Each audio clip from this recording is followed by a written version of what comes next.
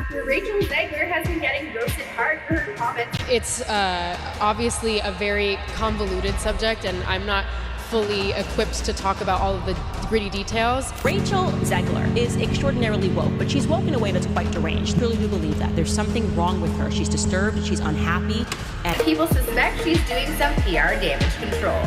the reality is she's just not stable. Like the majority of people in Hollywood, they're just not stable human beings. What happens when Hollywood's brightest star becomes its biggest liability?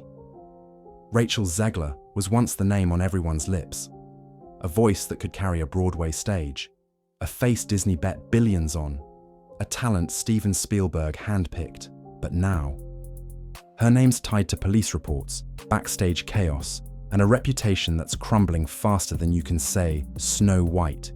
Rumors are swirling, and the internet's on fire with speculation. So, what went wrong? Let's unpack the wild story of Rachel Zegler's rise, fall, and the controversy that might just end her career. Stick around, because this gets messier than you think. Rachel Zegler burst onto the scene like a comet.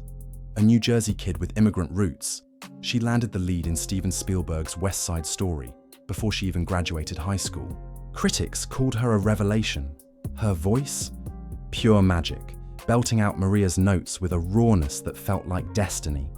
Disney saw it too, casting her as Snow White in their live-action remake, a billion-dollar gamble on a then 19-year-old. She wasn't just a star, she was the future, a fresh face in an industry craving new talent. The Hunger Games prequel came next, and suddenly, Zegler was everywhere. Red carpets, magazine covers, the works. Fans on X were buzzing, calling her the next Anne Hathaway, a talent who could do it all.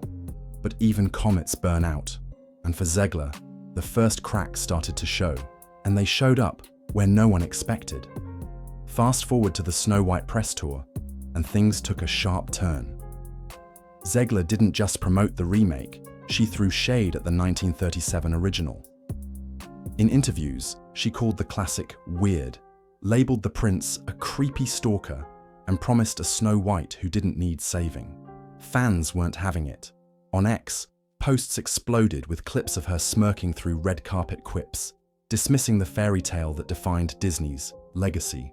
"She's dragging a classic for clout," one user posted.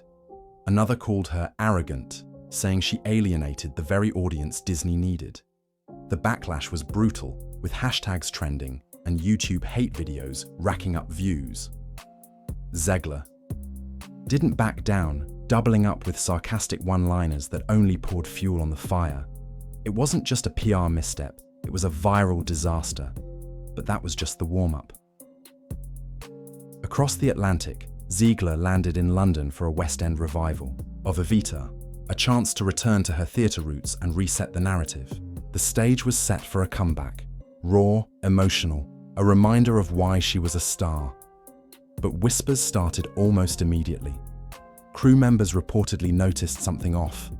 Missed rehearsals, icy exchanges with the cast, sudden mood swings that left everyone on edge. "She's under pressure," some said. "She's young, give her a break." But the signs kept piling up.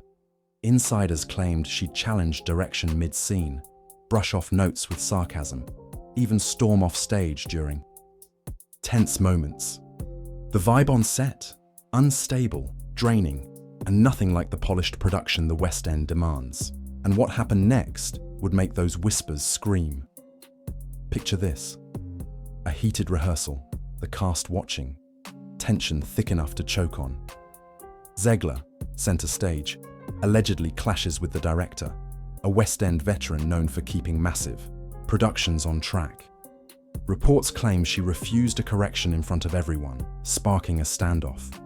Words were exchanged, voices raised, and then, according to insiders, she went too far. A tirade, described as unhinged and aggressive, was allegedly caught on camera, either by a backstage security feed or a cast member's phone. The details are murky, but sources say Zegler accused the director of sabotaging her career, her tone crossing into what some called a personal threat. "It wasn't acting," one insider whispered. "It was rage." The room went silent, but the fallout was about to get loud. That alleged outburst didn't just end with awkward stares. The director, fed up and reportedly shaken, took the high footage to the producers. They were already dealing with complaints about Zegler's behavior.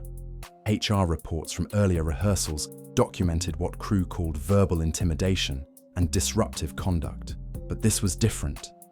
Within 24 hours, a formal police report was filed, naming Zegler as the source of a direct verbal outburst in a professional setting. The director didn't frame it as celebrity drama. He called it a workplace safety issue, a move that turned backstage gossip into a legal nightmare. Word spread fast. Cast and crew were told this was now a serious matter, with potential interviews and legal steps looming. For Ziegler, it wasn't just a bad day. It was career poison. But the real storm was just beginning. Hollywood moves fast when trust is on the line, and Ziegler's team felt the chill overnight. Her talent agency, one of the industry's biggest, went radio silent. No statements, no defense, just distance. Disney, banking on her for Snow White, reportedly held emergency meetings, execs sweating over how this could tank their reboot. On the Evita set, security tightened. Zegler's backstage access was allegedly restricted, with guards posted near dressing rooms. Leaked emails suggest producers scoured her contract for an exit clause, anything to cut ties without a financial hit. Cast members weren't quiet either. Some submitted statements calling the set emotionally draining, a few even asking to jump ship. The industry was watching, and the verdict was brutal. Zegler wasn't just a risk, she was radioactive. But why was she staying so quiet? Days passed, and Zegler's response, or lack thereof, only made things worse. No Instagram apology, no teary interview, just a vague statement from a publicist. The situation is being grossly misrepresented. The audio was never meant for public release. That's it. No mention of the director, no denial of the footage, no explanation of what she allegedly said. To critics, it reeked of arrogance. Another dodge from someone, refusing to own up. On X, fans split down the middle. Some cried smear campaign, arguing she was being targeted as an outspoken woman in Hollywood. They're scapegoating her, one post read. Others saw a pattern. Snow White, Evita, now this. At what point do we stop blaming context and look at her actions? Another user asked. The longer she stayed silent, the louder the speculation grew. And in today's world, silence is like tossing gasoline on a wildfire. So, can Rachel Zegler come back from this? Hollywood loves a redemption story, but the clock's ticking. She had it all: talent, charm, the Disney machine, Spielberg's stamp of approval. But patterns are hard to ignore. The Snow White fiasco showed she could alienate fans. Evita proved she could unsettle colleagues. And a police report, that's the kind of headline that makes studios rethink million-dollar bets. Some say she'll bounce back. A killer performance, a heartfelt apology, maybe a viral moment could shift the narrative. But others aren't so sure. Producers don't bet on chaos. Audiences don't forgive when they feel disrespected.